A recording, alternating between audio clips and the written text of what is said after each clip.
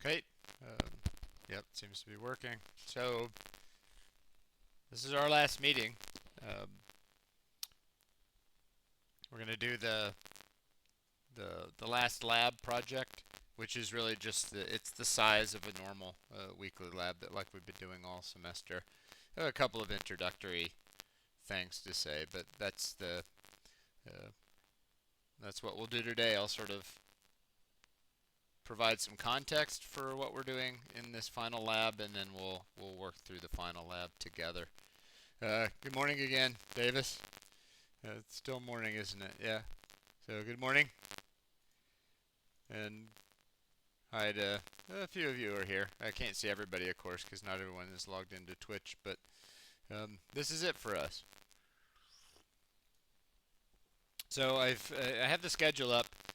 Just to point out to you that the semester ends this Friday on May 29th. So the last day to submit things is this Friday, including this last lab, is May 29th.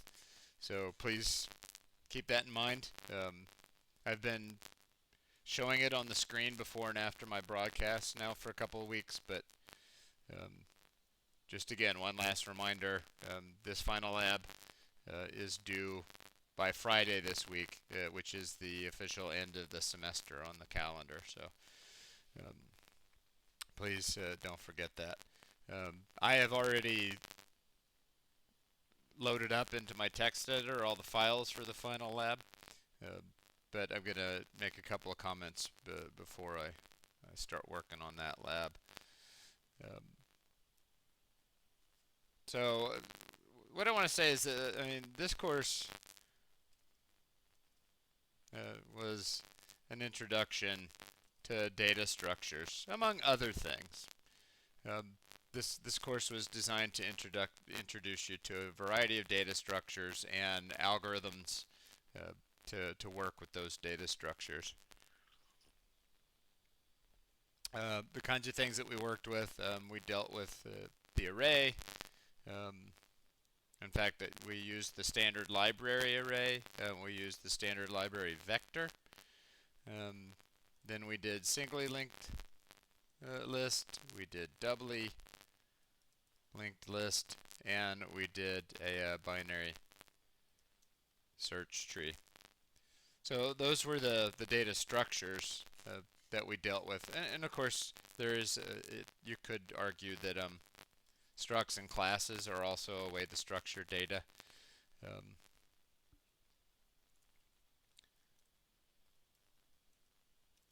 but what I'm really talking about here is collections of data. So how do I put a whole bunch of things in one place?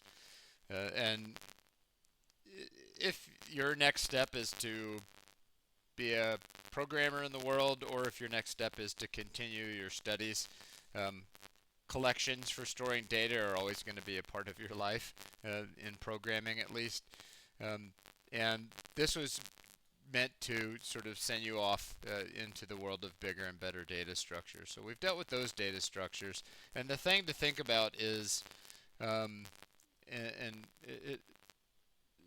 you'll grow your experience in this area, is what do different data structures, what are they good at, what are they bad at? And then what you're looking for when you're engineering software is, um, what is the best choice of data structure to help me solve my problem? Um, and I'm not going to go into any specifics because that's sort of more of the experience and training that you'll accumulate over time. But you think about things when you're picking a data structure, like how often do I have to add new data?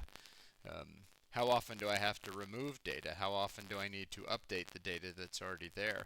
Um, how often, maybe it is that I never change the data, but I need to access pieces of data fast and often.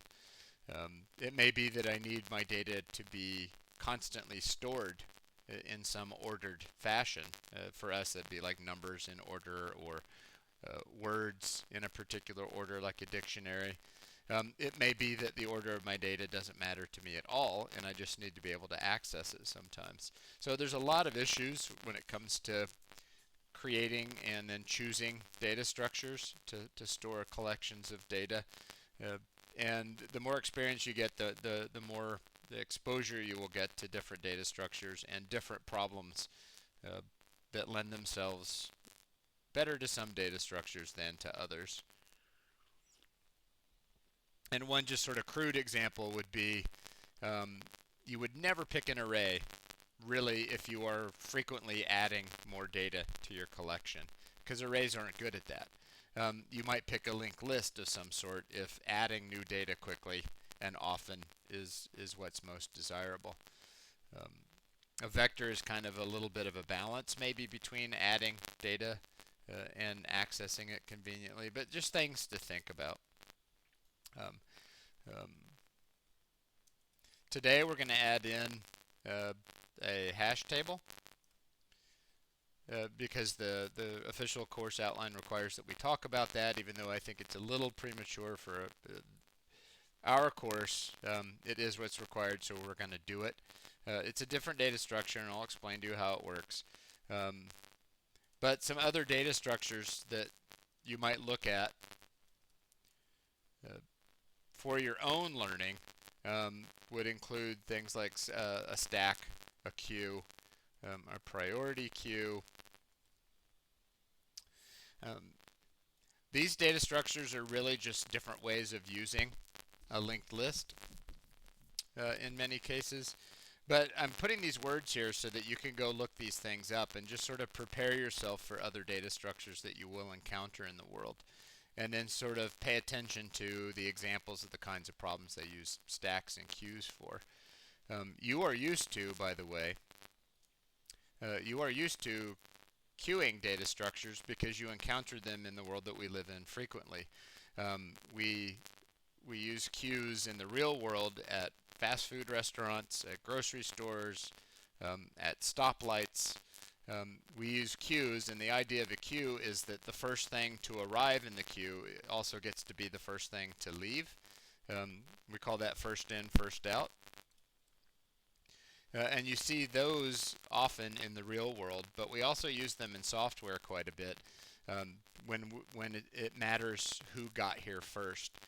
Even if you were writing software to um, manage the customers at a restaurant, like a hostess piece of software, you might put a queue in there so that the first people who arrived at the restaurant would be the first people seated. Stacks you see in the real world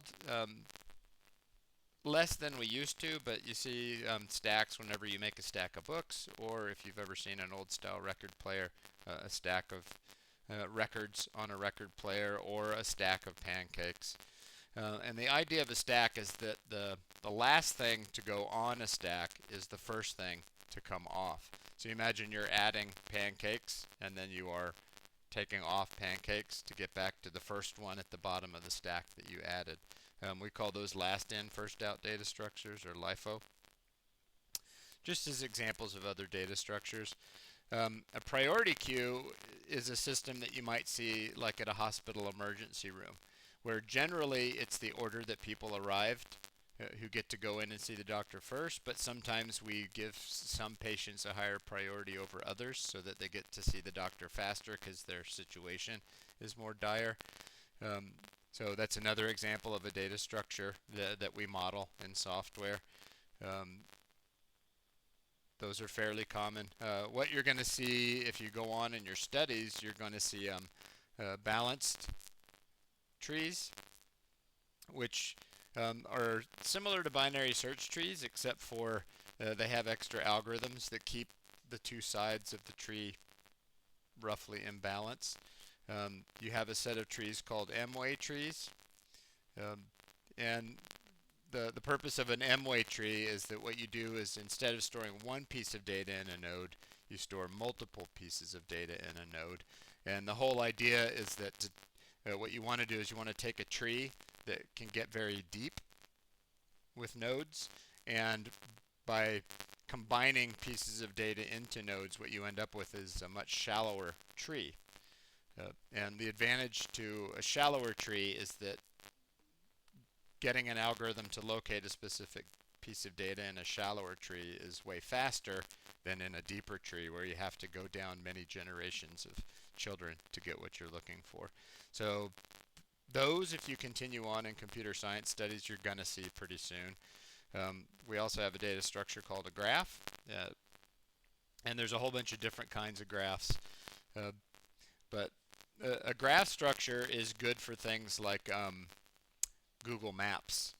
So the idea of a graph is that you have the nodes in a graph um, are connected by possibly many different connections to other nodes. Kind of like cities on a map, you might have 2 or 3 different roads that connect 2 cities on a map. And we use graph data structures to do things like figure out what's the fastest route between 2 cities on a map if you consider traffic, or if you consider the total miles between the 2 cities and the total miles of the various connections that you can take to travel between them. So I'm just putting these all up here because you might sort of take note of some of these and go have a look at some descriptions of these data structures. If you continue on in computer science studies, again, you're going to see these kinds of data structures. Let me show you one place where you can go look for these things. So let me put it where you can. I'll do it as a Google search so I can blow it up for you. But try Geeks for Geeks. It's getting to be a pretty good website for finding computer science information. They have a lot of coverage of various kinds of algorithms, different programming languages. They have a whole section on data structures. And in here you can see, including some of the ones that I just mentioned, there's stack, queue, array, linked list, binary trees. We're going to do hashing today. There's graph and then some others. So it's a decent place to start to find some descriptions of some of these sort of fundamental data structures and how they work. Look, there's last in, first out.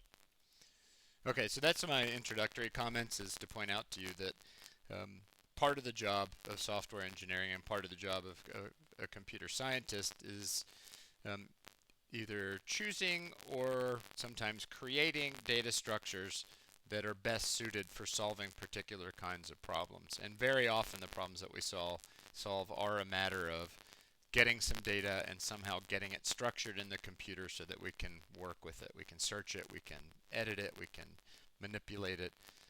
That's a lot of what it is that we do, is figure out ways to work with data in computers. Okay, so that brings us to the last lab, which is the hash table.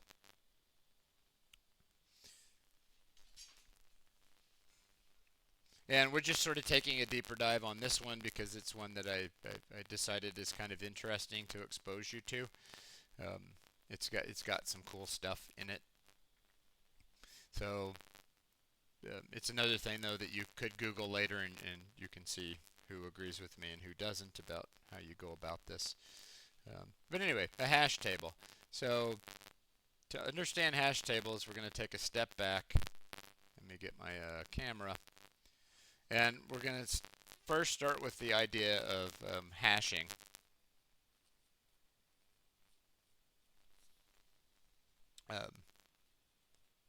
Hashing. And it's kind of the same thing as talking about a hash function. So for now, we're just going to treat this like a black box, meaning we don't really care what the hash function has going on to it. But the basic idea of a hash function is that you provide input to a hash function and it spits out some output. That's really it. That's all a hash function does. It takes some input and it spits out an output. And then somewhere in the meantime, it does something called hashing. So here's the catch. For every input x, I need to get exactly the same output x. So if I do an input y to my hash function, I need to get an output y to my hash function. So hash functions are hash functions only if they always give you the same output on the same input. So they're not random. They can't be random. They have to take an input and produce the same output every time without fail. You may have seen a hash. If you're a gamer, for example, you might have seen like a checksum uh, or an MD5 checksum, or they might have called it a hash. But one of the places that we use hash functions is that if I take a file and I push it into a hash function, I should get the same result every time. So if I take a file and I push it through a hash function and I get a different result, what that tells me is that something changed about the file. So that's one application of a hash function, is that I can actually tell if I put an input x and I get an input x prime, then x changed. Because if it didn't change, I would have gotten the original desired output. So that's an important rule about a hash function, is that it takes an input, it has to produce the same output every time. So that's sort of the starting concept, is just the idea of a hash function. So now what is the idea of a hash table?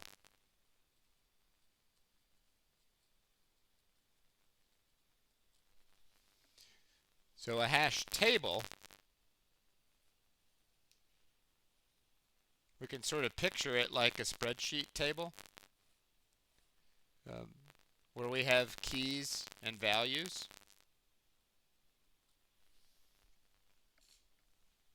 And a hash table, what it does is it uses a hash function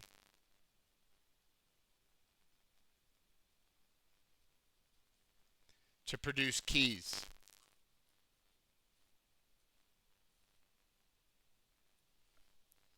So I take some input, which I'll call x. I push it through a hash function, which gives me the key to x, which then goes into a table at the location of that key, and then the value would be the original data x. So now why do we do this? The reason why we do this is because if someone says, I want to find x later, well, I take the x, I hash it, and that gives me the key where I get the original data back out. So if I input a y,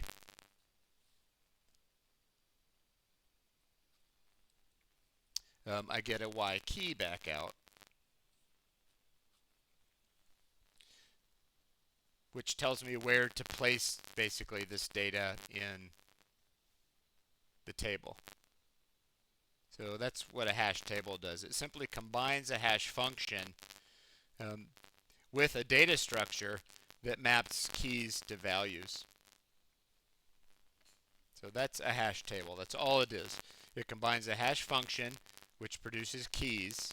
In this case, we use them as keys. So it's a hash function and then a data structure that maps keys and their associated values. So the key was produced by the hash function, and then if I go to the data structure with that key, I get the original value back.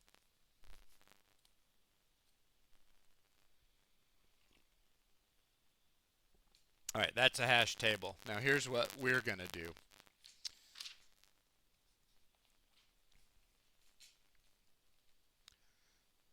Our hash table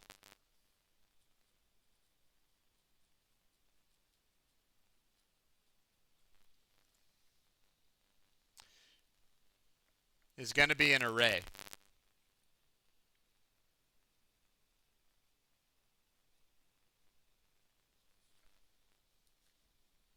So we're going to have an array of values. I'm just going to put a few of them in here. And then we're going to have the indexes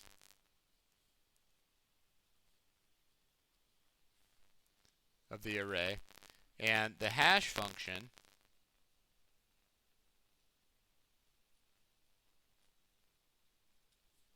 is going to take inputs and produce indexes into the array. So if you think about an array, the indexes for us are the keys. And then if I use the index on that array, I get to the value associated with that key. So the hash function needs to produce indexes into an array. It's going to take strings like apple and produce indexes based on those inputs, which would then tell us where apple goes.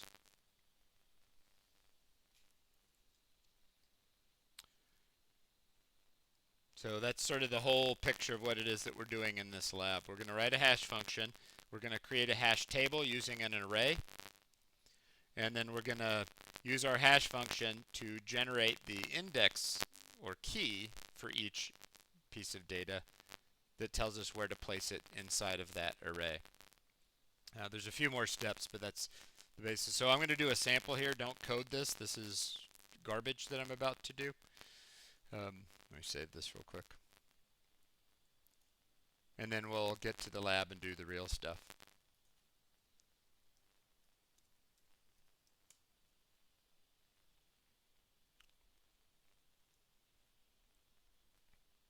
Okay, so I'm just going to code up a quick example and then sort of show you where problems arise and then how do we fix that. So I'm going to need array. I'm also going to need string.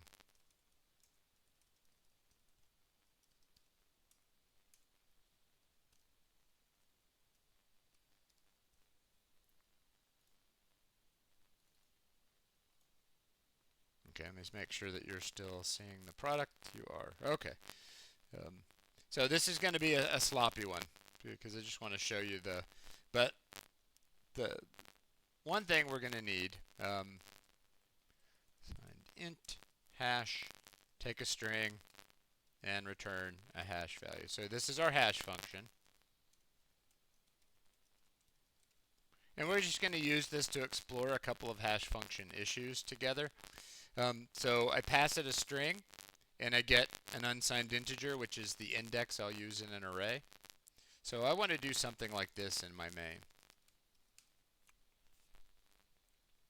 I want to say unsigned int index. I'll just start that at 0.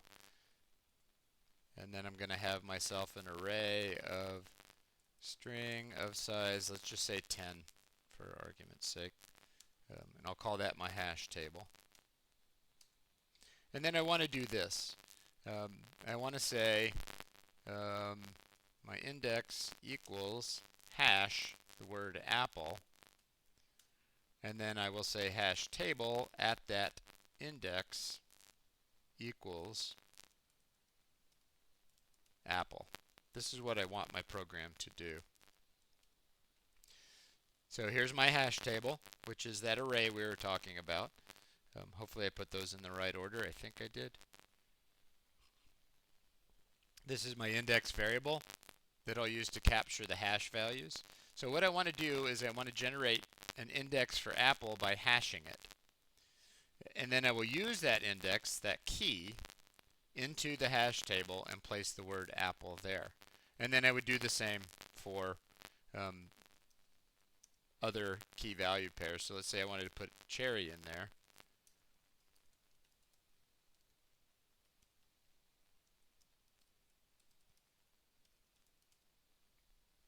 Like so.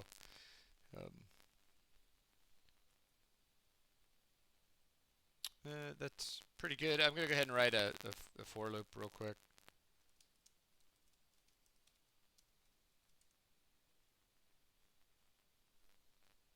Now let's get keys and values. Let's get keys and values.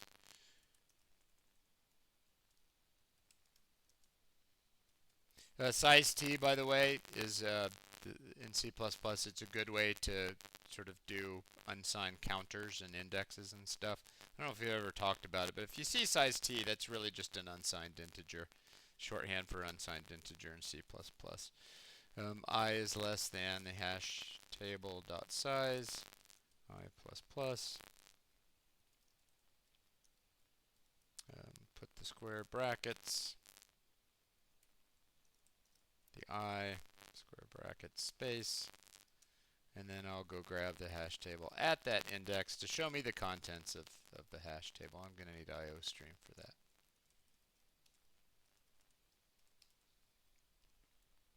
All right, so I did that part kind of fast, but the stars of the show are the hashes. So I hash apple because I want to put that in my hash table, and then I use the key I get from the hash function to place apple in my hash table, which is really just an array. And this for loop at the bottom is just for printing purposes in case I want to see what it looks like. So the trick here is to define a hash function that gives me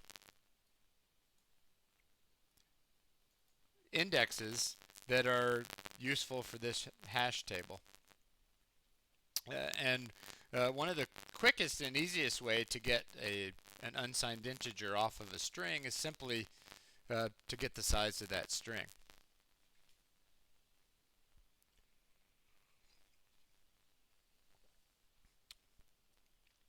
So if I hash apple as the size of apple, well, that's a 5, which means that apple goes at 5. And if I hash cherry, by getting its size, well, its index would be 6. So apple would be at 5 and cherry would be at 6. So let's go see if that works. Can you see? No, you can't. All right, let's go see if that works. Remember, this isn't the lab. This is just me kind of showing you around, so you don't really have to take this stuff unless you want to. That is May 26. It doesn't like the name of my hash function, so I will call it hash function just to keep that clear.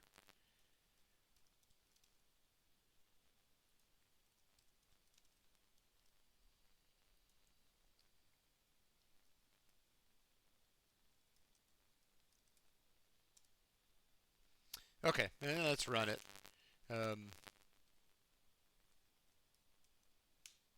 So there's apple at 5 and cherry at 6, just as we expected.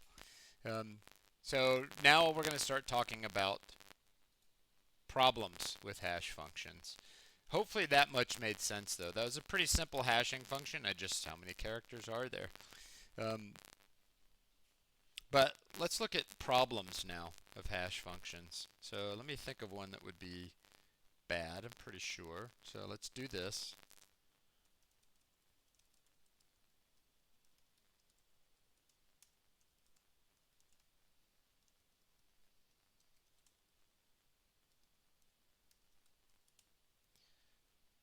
So you sort of have to think about this strawberry entry now because it's a problem. It's going to hash to index 10, but the hash table only has from 0 to 9. It's a size 10, which means that an index of 10 is invalid for my hash table. And in theory, I should get some gripes from C++ about this. It crashes. And it crashed because I have an invalid key, this index. Hopefully that makes sense to everyone. Strawberry has 10 characters. So returning the size of the string doesn't always work because I don't necessarily get a valid index. So I need to use some programmer skills to make certain that my indexes are never bigger than this 10. In fact, they need to be one less than 10. So I'm going to update my hash function to handle this problem. And I'm going to say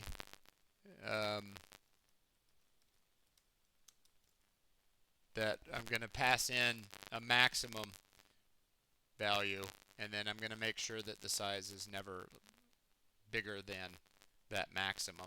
It's really that maximum less 1, if you think about it. But I'm just going to say that max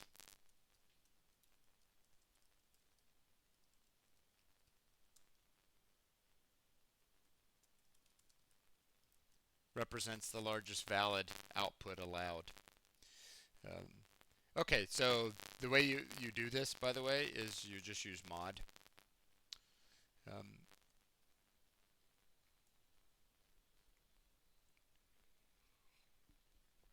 Mod is a great way to take a value and carve it down to a range. So if I say my max is 10 and my size is 10, well 10 mod 10 is 0, so that would sort of push strawberry back. A size 11 string would hash then to a remainder of 1, which would hash to 1. Um, so that's one way to improve my hashing function, is to make sure that it can't spit an output that's bigger than the indexes that are allowed. So now I have to update my calls to this and make sure that the maximum allowed value is passed in. So the maximum allowed is the size of the hash table in all of these cases.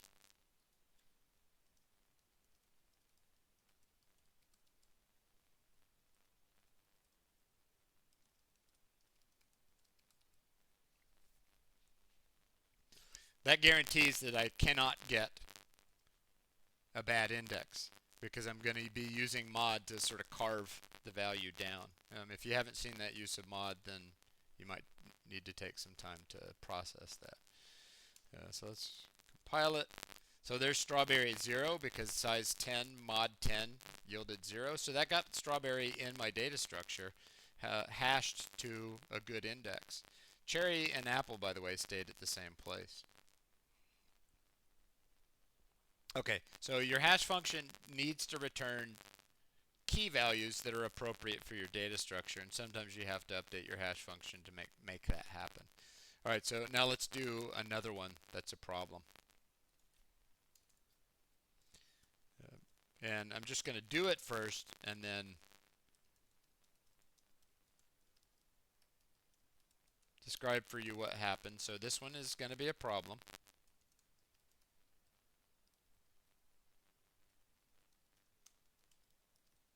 So I'm going to hash banana in, get the hash value or the key for it, and then I'm going to use that to place it in my table. And I'm going to run that program. Okay, banana's there, but cherry went away. So why did cherry go away? Well, cherry and banana are the same size, so they hashed to the same location. We call that a collision.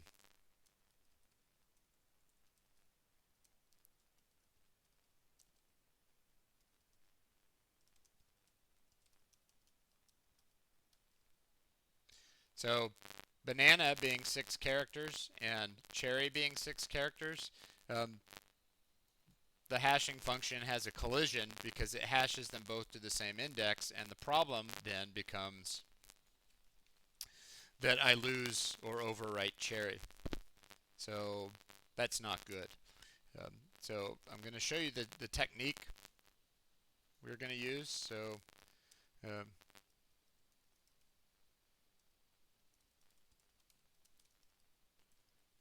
to resolve the collision. So we need to resolve this collision. We don't want to lose cherry when banana comes in. Now there's a variety of techniques to do this. Some people will have a secondary hashing function, so that the first hashing function results in a collision, they'll pass it through to a second hashing function. Or they'll just update the hash function to try to avoid the collision. But what we're going to do instead is a trick called using buckets. So here's how we're going to do that. We're going to change our data structure, and I'm going to have to draw a new picture of this. So let me change the data structure first. We're going to change the data structure so that instead of just an array of strings, it's going to be an array of vector of strings. I'm going to need vector in here. This is where I leave this and go to our lab. So this vector of strings in the array is the bucket. Now let me put a picture of it up. Picture of the bucket. So we're changing our hash table.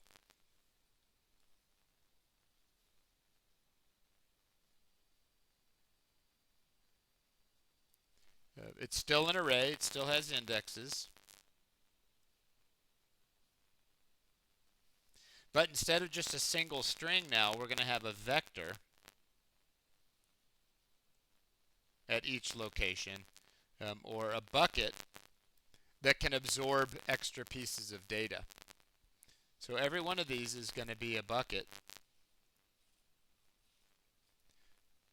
so that we can just put multiple pieces of data at the same key in a bucket. The way that looks in code, and then we'll do the lab. So right here, this is no longer just a single string, it is a vector. So we'll take that vector and we will push back apple onto it. So now hash table at index is a vector or a bucket, and every time we hash to that location, we just push back more data. So that's going to be true everywhere. We'll push back onto the vector that is in that location in the array. Cherry, we'll push back the strawberry.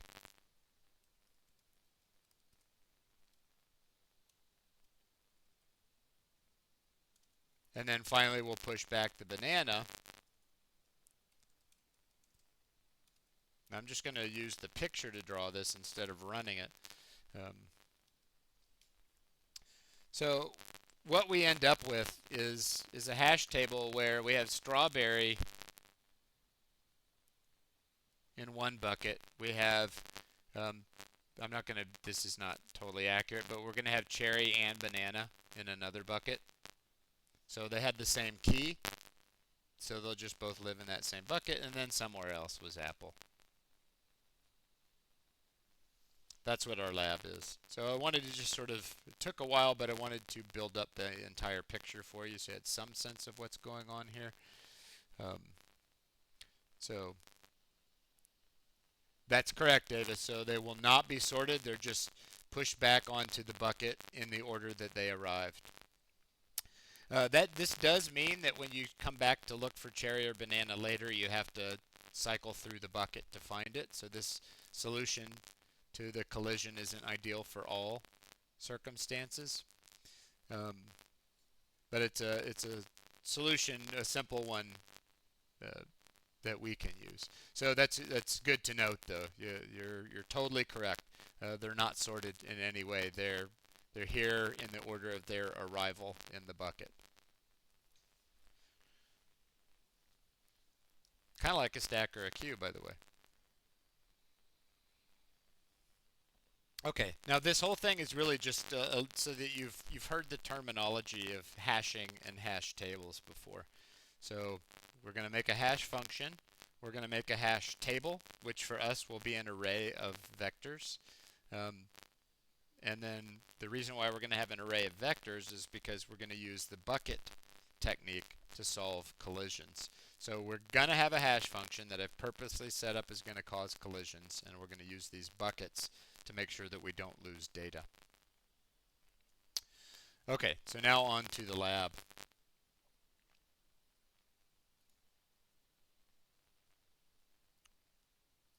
Let's start just by looking at the header a little bit. So I've made this one slightly more complicated just to practice the technique. So we're actually going to be hashing instances of this struct, which we'll have to be clever about, into a hash table.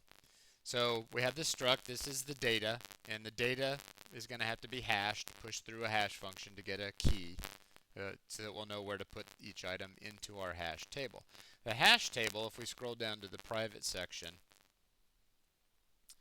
I'm using the library's linked list, which is ultimately the same thing. Well, for our purposes, it's going to feel pretty much the same as a vector. So, but I also wanted to call your attention in doing this to the fact that there is actually a singly linked list in the standard libraries already, but now you know how they're written. So anyway, here's our array. We're only going to have room for 5, so our hash function is going to have to be careful of that. The bucket is a linked list of items. So every time we hash to a given key, we're going to attach an item to that bucket.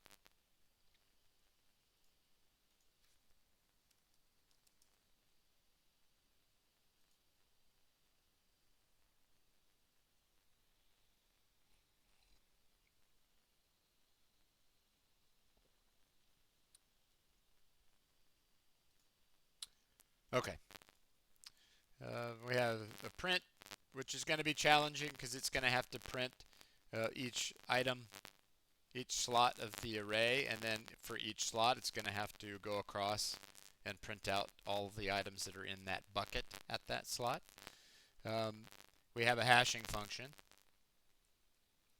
that's going to take an item and then hash some part of its data. We have a size, which is really just it's going to have to do some work, but it's going to have to tell us how many pieces of data in all of our buckets are there, how many items in all of our buckets. Um, Get item is going to hash, produce a hash and go fetch a piece of data. We're going to also write an algorithm to remove stuff from a bucket in our hash table, and then finally to insert things in our hash table. So like I always do, I'm going to go grab all these headers. There's no private ones, are there? There is a private function down here. So I need to get that as well. So let's grab all the headers and put them in our .h file.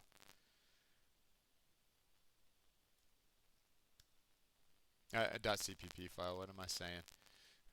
We need to flesh this thing out. And then there's one more private function,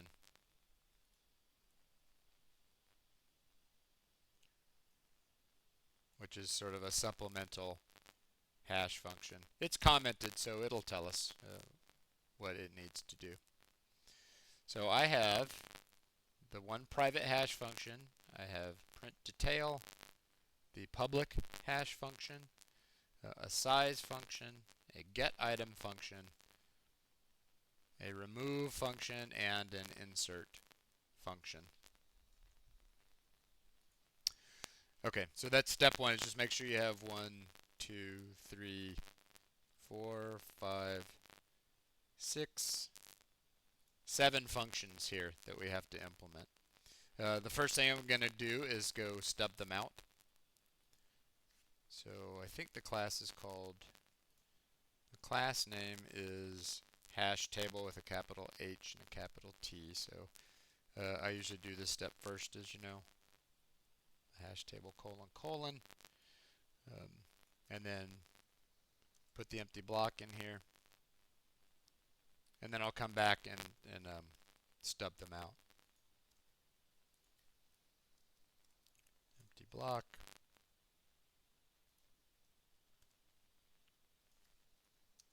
Empty block. Empty block.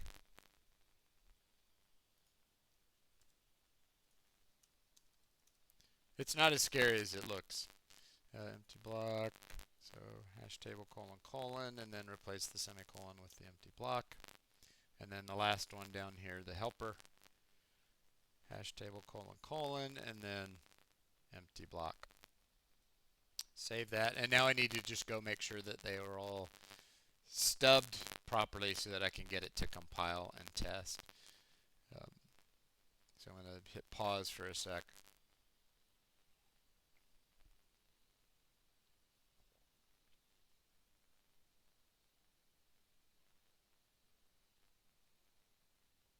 And make sure that everyone's had a chance to catch up with me a little bit.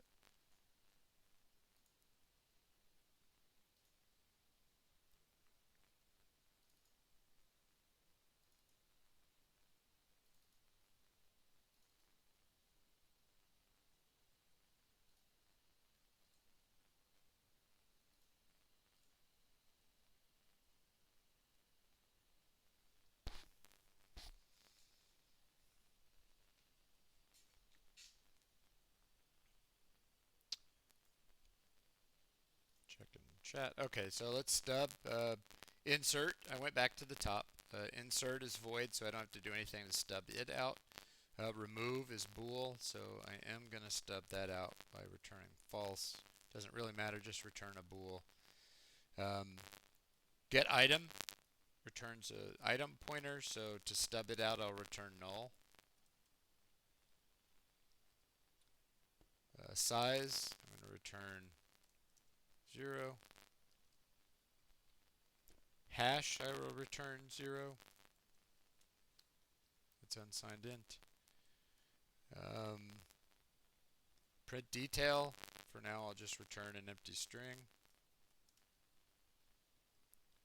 And then the other hash, the helper hash that takes a string instead of an item, I'll return 0 again. Now I did all of that because I want to just be always compiling. So I'm going to go compile that. There is a makefile, by the way, so you can run make. Oh, where? What? What's the complaint? Unused parameter. Oh, okay. The makefile's being too aggressive, so let's just do this. Let's see, I have the hash table and then the unit test. So don't use the makefile. It's got some aggressive extra options in it that will make it not compile at this stage. So notice I'm just manually compiling the CPP stuff. And then I'm going to run it. It may crash. I wouldn't be surprised if it crashes. It does. But that's probably because there was pointers in there. So I can live with it. It probably just fails everything. I managed to pass a couple just by luck. Okay, so now let's go start implementing stuff. Now I happen to know how this works because I wrote it. But let's start with some of the easier stuff. So insert takes more work, remove takes more work, getting an item takes more work. So let's start just size takes more work. I'm looking for the easiest ones. Okay, hash. That's probably relatively easy. So all it does is returns the hash computed by the private hash function. So that's great. We'll just return this hash, the private version, and then the private version requires a string. Yep, the private version requires a string, but we have an item. So we need to get some part of that item that is a string. For me, if I do a dot, it probably shows up. But if we go back to hashtable.h, the string part of an item is its contents. So that's what we're going to hash on, is i.contents. I just wanted to show you where that came from. So this public hash really just takes the item and then uses the private hash on the item's contents, which is a string. So that's easy. I'm going to go ahead and hit it with the compiler after each function real quick just to make sure all is still okay.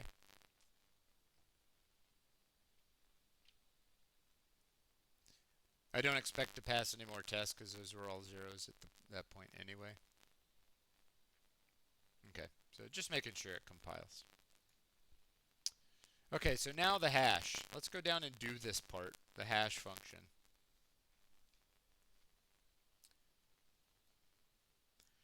Okay, so what it says it's supposed to do is compute a hash value by summing the ASCII values of the characters in a string and modding to fit the hash table size. Okay, so here's how this works. And this is, it turns out that in C++, a string is just a collection of characters, and characters are really just integers. So you can very easily produce a sum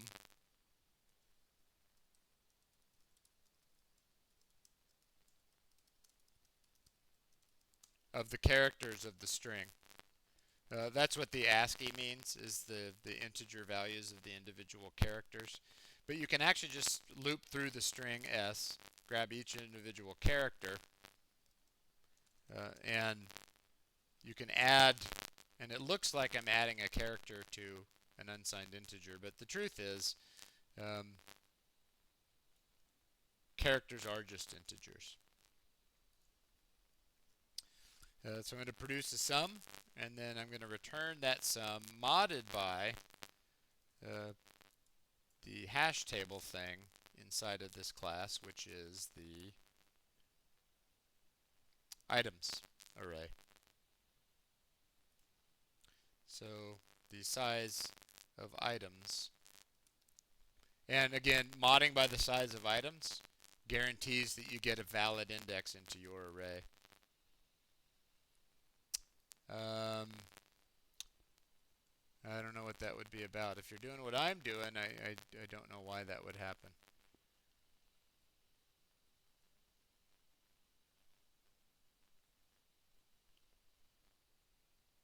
My guess is that you have undefined references to functions, meaning did you go through and put all the empty blocks and do all the stubbing and all that?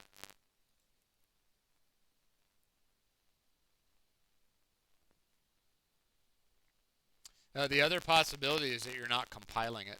So notice when I compiled it, you have to compile all the CPP files. As always, the whole semester, 17 weeks now, you have to compile all the CPP stuff,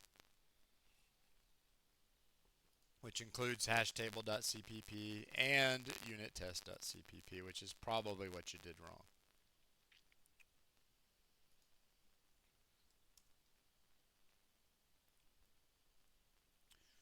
Um, so just be careful about that.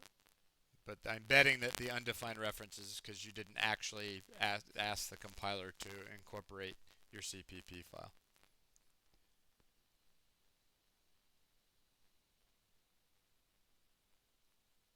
So if you're doing that, you shouldn't get undefined reference unless you didn't define those references. So I can't see what's going on your computer, obviously, but make sure. So I'll just show you my folder. I have the catch file. I have both the hash table files. I have this make file that I'm not using right now and the unit test file. I've been writing all of my code in the CPP file, and then I compile the two CPP files.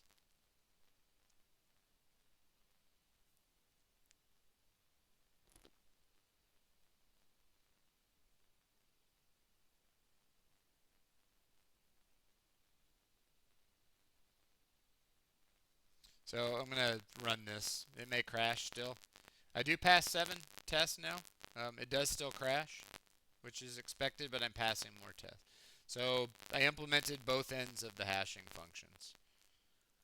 I summed up the characters in the string and then used mod to make sure that I'm returning a key that fits inside of that array. And then I have the public hashing function, which simply calls the private one with the contents of that item.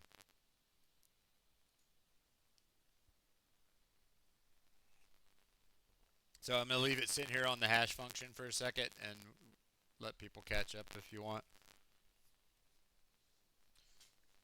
I know it's frustrating for me and you guys on your end, no doubt, because if you did what I did, then it works. And that's all I know to say. So if it's not working for you, then you didn't do what I did, which means we need to retrace our steps to the point where we did something different.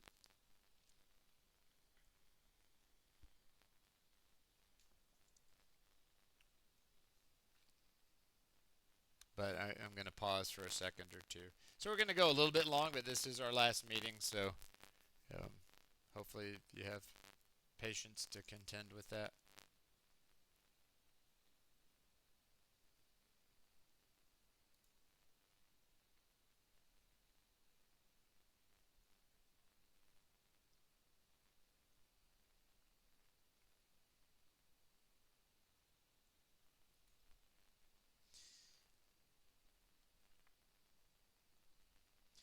Okay.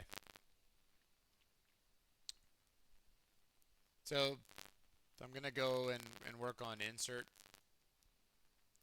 Insert's hard. Now, this is sort of taking advantage of the fact that you just did a project for, at least in theory you did, and you were aware of the problem of trying to insert duplicates. So I can get duplicate keys for different items, but I don't want the same item in the data structure twice. So you're going to see me write code here to deal with that problem. Um, so in other words, if before I insert an item, I want to make sure that it's not already in my hash table somewhere. So I have a function ultimately that's going to help me with that, which is called getItem. And notice that get item looks for an item that matches on some contents. So what I need to do here is gonna say I'll just make myself a target and I will try to get an item with matching contents to this item. This is just like we did on an insert on a binary search tree with a word object. We went to see if the word was already in there, and if it was, we did something different, right? So I'm going to take this item. I'm going to see if I can find an item that has the same contents as this item. If I can,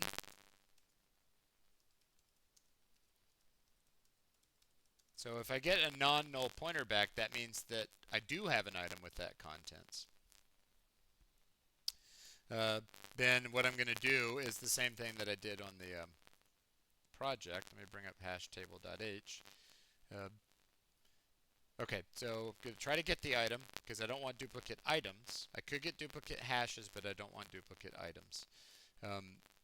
If I find that I already have an item with those contents, I don't want to overwrite them. I want to do the same thing that I did on project 4, which is the items keep count of how many times they've appeared.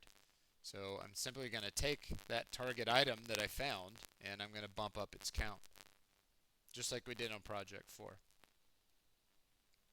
So we won't insert an item with duplicate contents. We'll just grab a reference, a pointer to that item and bump up its count. Now if I get the else part here, what that tells me is I could not find that item already in there.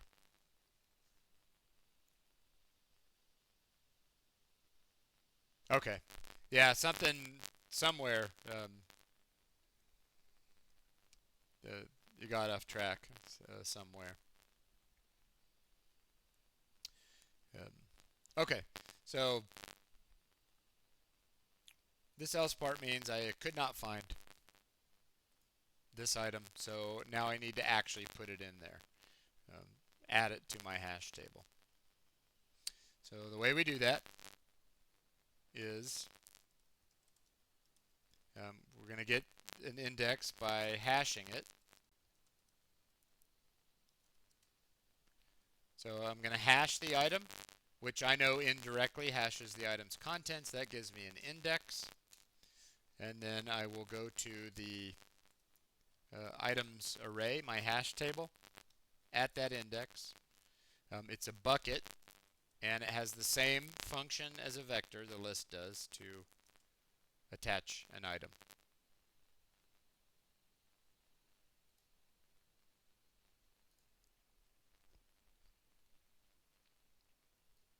So it's not much code, but it's a lot of work that it's doing. All right, there's the insert. I'm going to go ahead and try to compile that, make sure it's still working. And for those of you, if you're falling a little bit behind, then I mean the video will be posted, so you can come back, or you can just sort of watch, and then you will have sort of seen the same stuff repeated a little bit, which I don't think can hurt. All right, so it still crashes. I'm still only passing 7, but it does compile, and that's really what I wanted to do. Okay, we're going to leave remove. That's hard. So let's work on, what do we want to work on next? Remove is the hardest, so let's do that last. Let's do get item. We can do get item.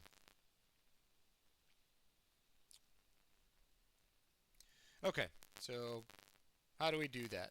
Well, the first thing to do is to hash it. Now in this case it's a string, so it's going to go straight to my private hash function, which should give me an index.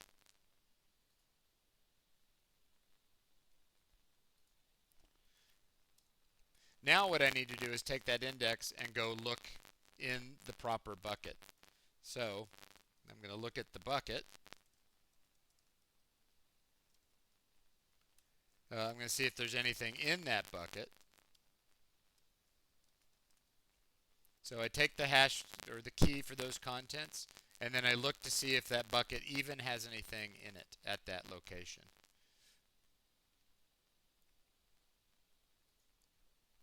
Um, Now the scary part, the really, really, really scary part.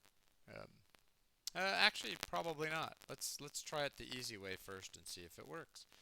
So if it's greater than 0, then I know I can do this.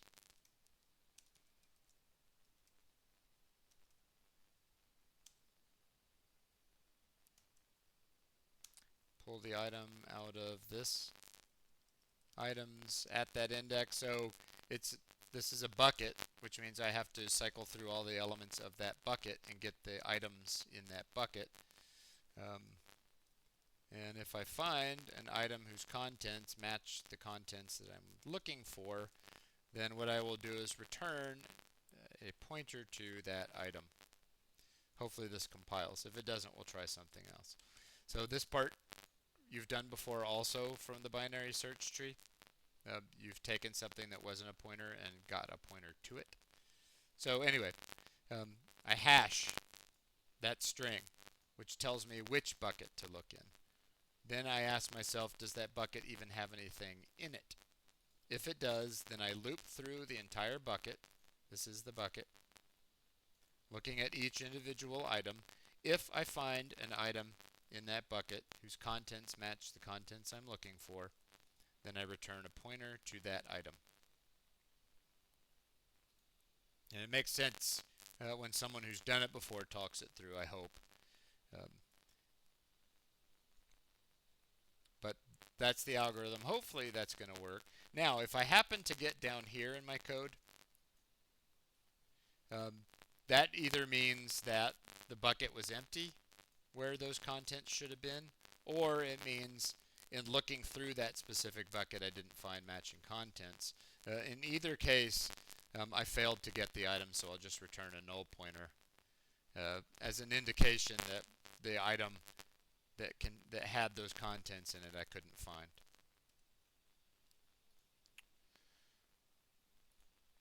Okay, now we compile and run again. Local variable I, it doesn't like that, so we have to change that.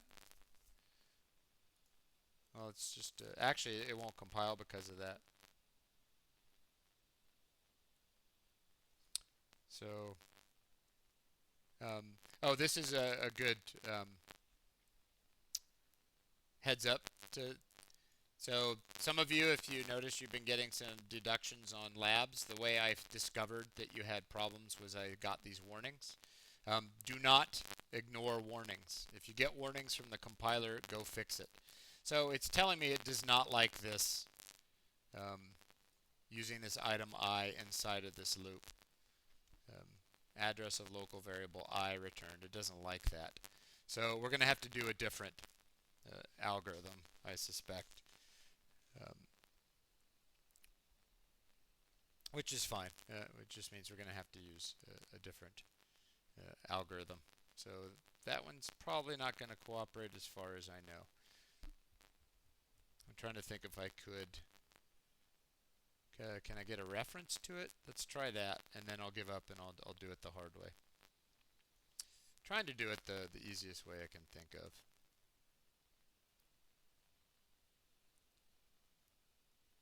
But don't ignore the warnings.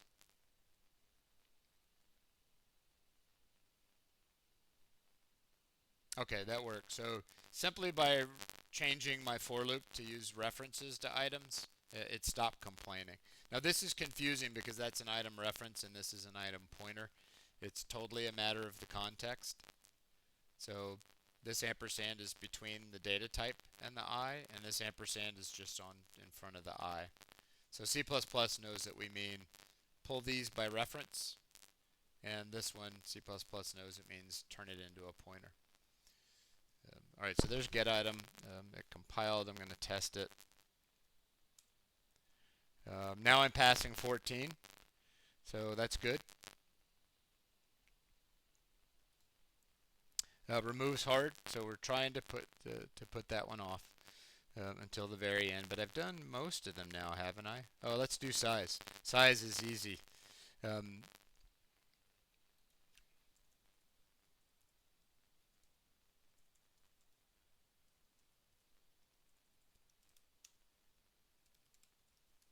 so size is really a count of the number of items. So you have to go into each bucket. So um, I'm going to use my favorite for loop trick. So the buckets are lists of items, which I will call L of the items array. This is one of those that just works better if we're face to face because we can go through it slowly and spend a couple hours on it. And I don't want you to sit here for a couple hours, so um, you'll have to sort of watch and pause probably. But I will try to explain what we're doing, and then you can sort of mull over the code per your interests later. This function size. So I just finished get item, which if you reason through each line of code, hopefully you can make sense of it. Size has to go through all of the lists in that array of items. So this is an array of lists. So I take each list one at a time and I simply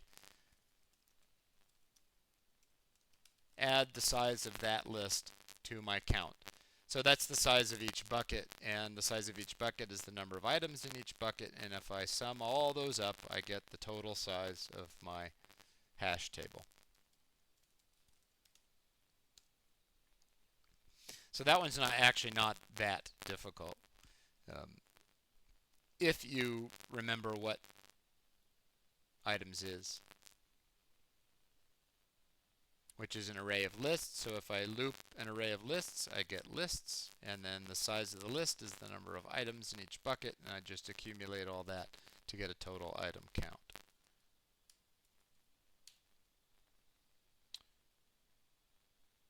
So I'm going to compile and run the test and see if I'm passing, crashing, what's going on.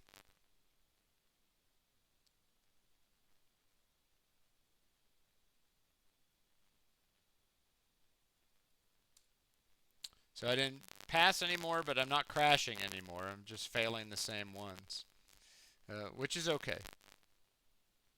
I just mostly want to make sure that I'm still compiling. So there is size. Let's see, what we have left is print the details and remove. Remove's the hardest one, so I'm going to start with print the details, and then we'll do remove last because that's the hardest one. So printing the details is looping the entire array, and then for each list in the array, printing all of the contents of that list. This apple 1, by the way, is the items contents and count. Contents and count. Contents and count. Contents and count. So I have to loop through the array, and then I have to loop through each list of the array to get the items and print those out. The 0, 1, 2, 3, 4, that's the array part.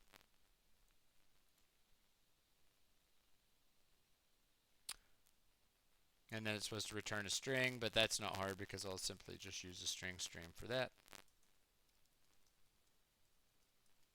which we've been doing all semester. Okay, so here we go.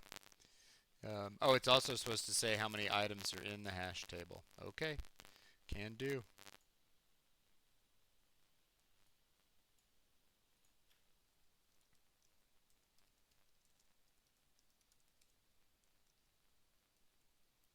So all I'm doing is mirroring what I was told to do.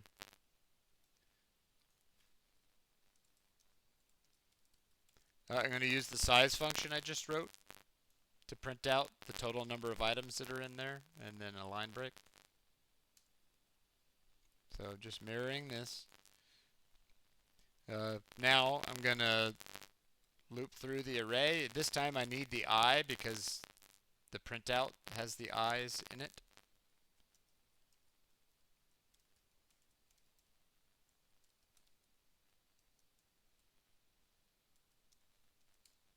So there's the array. The first thing I'll do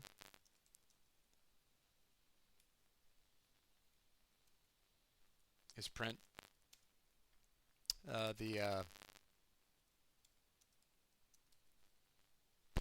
That's just the 0, 1, 2, 3, 4 part in square brackets. Um, Based on this spacing here, I'm pretty sure that what I intended to have right here is a tab character. So this \t says put a tab after that.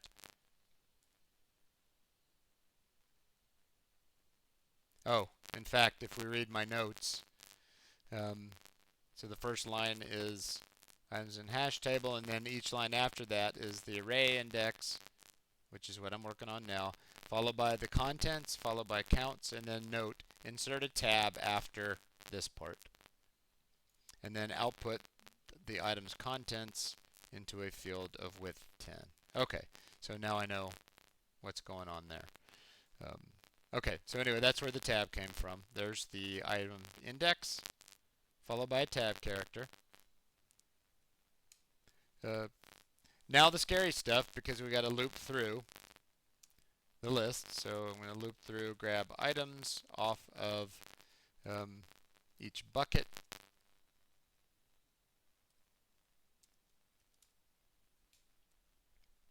So looping through each bucket, that's what the I gives me, is access to the bucket. And then I can loop and grab each individual item. The width 10 simply means this.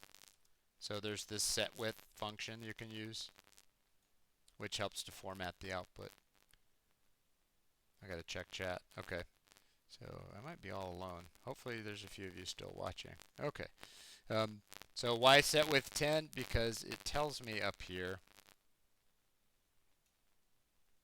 on line 75 and 76 so insert a tab character after array index. I did that. And then output the item's contents and count the item contents into a width 10 field. So that's what this part is.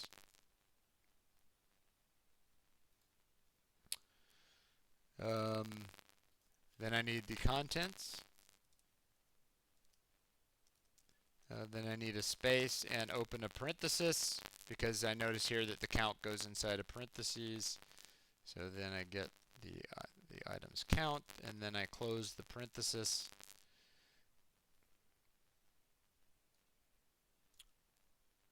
And then I assume I put a space between the various entries.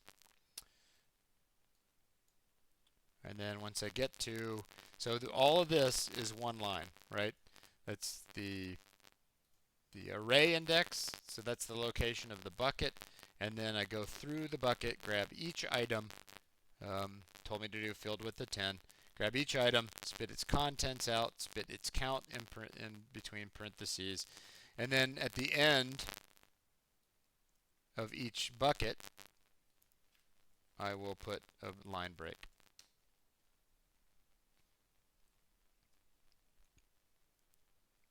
So that's a lot to take in, but I knew I was going to guide you through this, so there is the print detail function.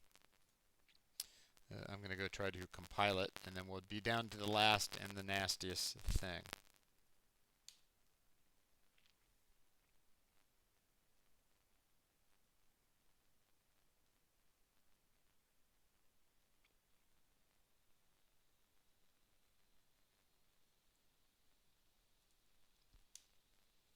Okay, so I passed a couple more. I'm still failing 12, but no doubt that's because I do not have yet the ability to remove things. So now on to remove, and then I'll have a couple of closing comments. So we're going to get done inside of an hour and a half, so thanks for your patience. This is our last meeting, so I thought you'd probably, if you had your druthers, just get it over with today. So that one was not easy. It might take you doing a little bit of study on it to make sense. But again, just go line by line. This first line, it just does the one thing. It prints out items in hash table, and then it runs the size function we wrote to count up the number of items that are in there. So that's pretty easy. This for loop cycles through the array. And the reason why I used the I equals 0 type of for loop is because I knew that I was going to have to print out that I. So I needed the array indexes for printing purposes, because I saw that in the sample up here. And then I remembered it, but the note also tells me after the array index, put a tab out. All right, so there's that part. Now I have this part, which is use the array index to go grab the bucket. That's the bucket, which is a linked list, and grab each item from it, and then print out that item. So it tells me to print out, do a width 10, followed by the contents, and then I see from the sample there's a parenthesis and the count and the parenthesis and then a space before the next item comes. All of that is one line. So like 0, apple 1, banana 2, at which point you put a line break, and now the for loop can pick up and start with the next one down, and then the next one, and then the next one. So some of the buckets are going to be empty, and that's fine. This for loop will fail on empty buckets and just put out a line break and no contents. Okay, last one, remove. It's the hardest one.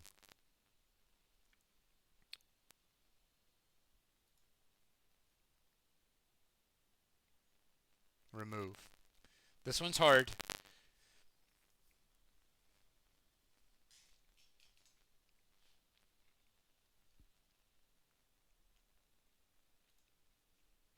And I'm going to do it in a fancy way because I'm giving you the code. But I just sort of, if you're watching this on video later, this is a good time to hit pause and take a break because this one's hard. It's not long, but it's hard. To remove something from a bucket or a linked list in an array of things is not the easiest thing in the world to do. So the first thing I'm going to do is, if you're asking me to find an item containing those contents, well, the first thing I'm going to try to do is see if it's even in there.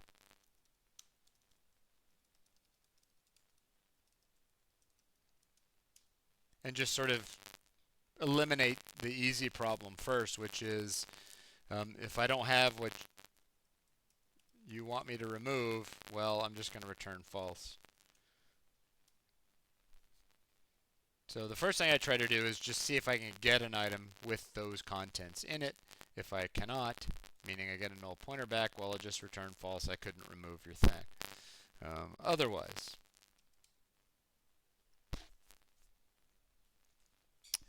we have the harder work to do.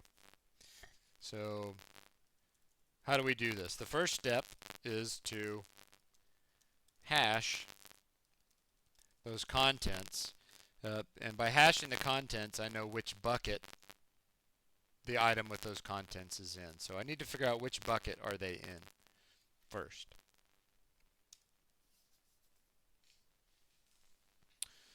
The second thing, and this part is unpleasant, I basically need to get a marker, and this is going to look a little bit hairy. So iterators are simply ways of iterating data structures. This, in this case, is built in. So this is a built-in thing. It'll let me iterate over a list of item. Now I'm going to call it I, because it's very much like int I equals 0. So this is a specialized kind of iterator so that I can look through a list of items. And where I want to start at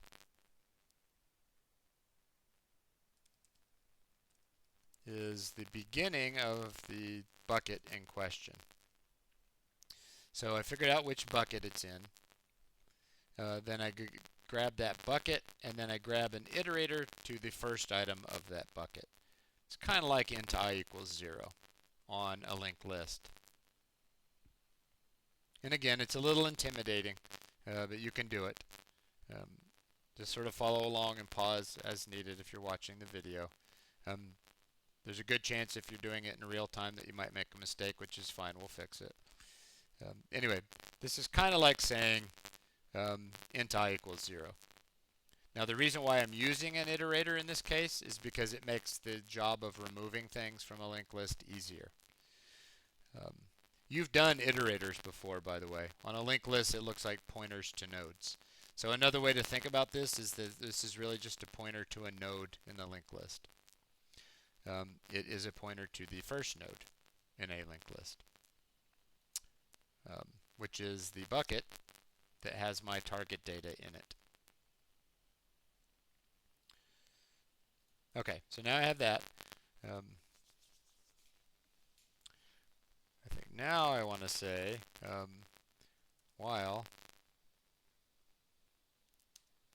Do I want to use while? Sure.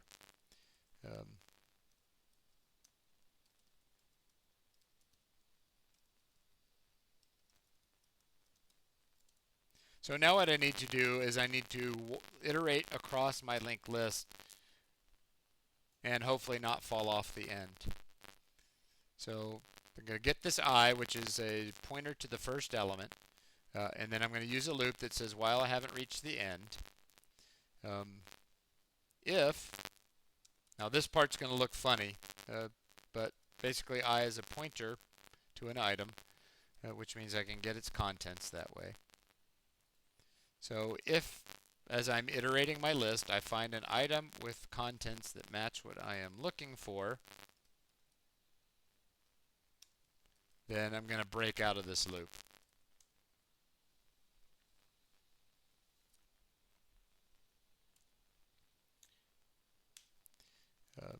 Otherwise, I'm going to move the iterator over. So I tried to make this a little bit less intimidating looking as much as possible, but I know it's intimidating looking. So don't fret if you think this looks like a crazy bit of code. It is. We're really just worried about this part of the algorithm, which is how do I get rid of the item with those contents. I figure out which bucket that item is in, and then I get a pointer to the first item in that bucket, and then I loop through the bucket until I hit the item that has the contents that I'm trying to get rid of. Okay, so what my situation once I'm at the end of this while loop is that I is pointing at the item to be removed. And at that point, all I have to do is go to that bucket and use erase. You've done this with vectors. It's somewhat similar. And erase the node that I points to. So if you think about I as being a node, iterator is kind of, in this case, it's a pointer to a node. So I is a pointer to a node. I use a loop to get that pointer on the node that has my contents, and then once the loop is done, that pointer on that node that has my contents, I can use the erase function to get rid of it. So this list is built in, but you've written code like this before for yourself where you took a pointer and you removed a node from a linked list. So that's all this is doing, is removing a node from a linked list. And at that point, I can return true because I did remove something. So that is by far the scariest one.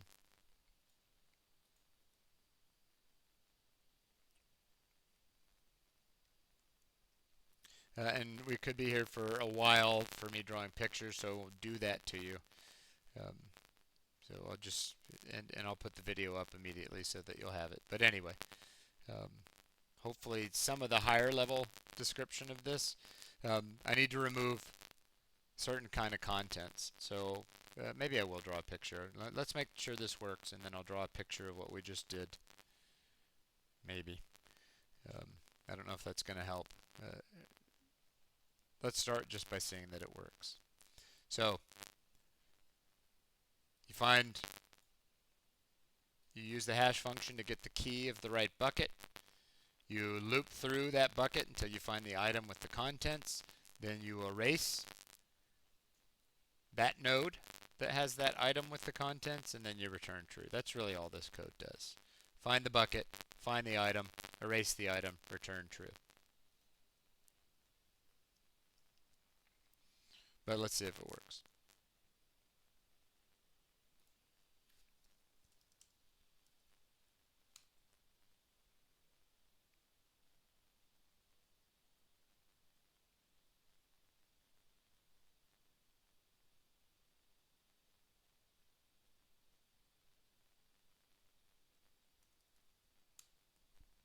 So all tests passed. So I'm not going to draw a picture. I don't think it's going to help, but I am just going to sort of go back through the code. Um, so if you're watching the video later, hopefully you can get to the parts and sort of focus and make sure that you're getting it right. I believe they were on the screen for extended periods of time. But let me just sort of point out to you what's sort of intimidating about this code, to me anyway. Um, these algorithms don't require very much code, right? That's not very many lines of code to insert an item in a hash table. What's intimidating is that these lines of code are so dense. There's so many things going on in one place uh, that it can be difficult to put together in your head exactly what just happened. Um, you will, in time, get the experience where you can read this code and make sense of it and not even think that it was hard. But in the short term, try to take one line of code and just sort of trace through what happens on that line of code. So um, item star target, so target is a pointer to an item, and I'm assigning it something. What am I assigning it? Well, I'm assigning it whatever I get by calling the getItem function uh, with some contents of an item. So if I go to the getItem function, what happens? Well, it wants a string, which is what i.contents gave it. So what's the process of getting an item? But you see how dense this code is. This one line of code in insert triggers all this other code in getItem. It triggers all the hash code. So that's just sort of acknowledging this code is dense. There's a lot of things happening on every line of code, a lot. So don't worry about if it feels intimidating. It should, by rights, feel intimidating. It's very dense, meaning a lot of things are happening on every line of code. I found it worth it when I was at your stage of my development to go through each line of code and try to make myself walk through every last little thing that happened. It was painful, but I think it was worth it because now I can do several layers of this thinking without having to scroll around the page. Anyway, this triggers hash, and then there's some more code. So if you can, try to take the time to do that because, again, the code is dense. It's not very much, but it's complicated and it's doing a lot of work in a small amount of space. But that's complete, and it should all be there. I will have my 10 a.m. Q&A session tomorrow morning, so if you are hung on something that's just not working, you can drop in and I will help you tomorrow morning. What I've been doing with people is if they're stuck on something and I need to see the code, I'll have them email me the code. So we have ways of working around it. If you cannot get this to work, it's due on Friday, so please consider coming for the 10 a.m. question and answer session in the morning if you can't get this to work, and I will do my best to help you get it working. As it is, the code that I've written today works. So everything that I have here compiles and it passes all of the tests. So if you are careful about each of these functions, you will get something that works. If it doesn't work, it's because you have something wrong, and if you can't see it, I will be here in the morning to see if I can help you work through that. Anyway, thanks for your patience. This one is a scary one. Normally we would do this together in a 2-hour face-to-face session, so I just did it in an hour and a half because I think sitting here on the video is hard.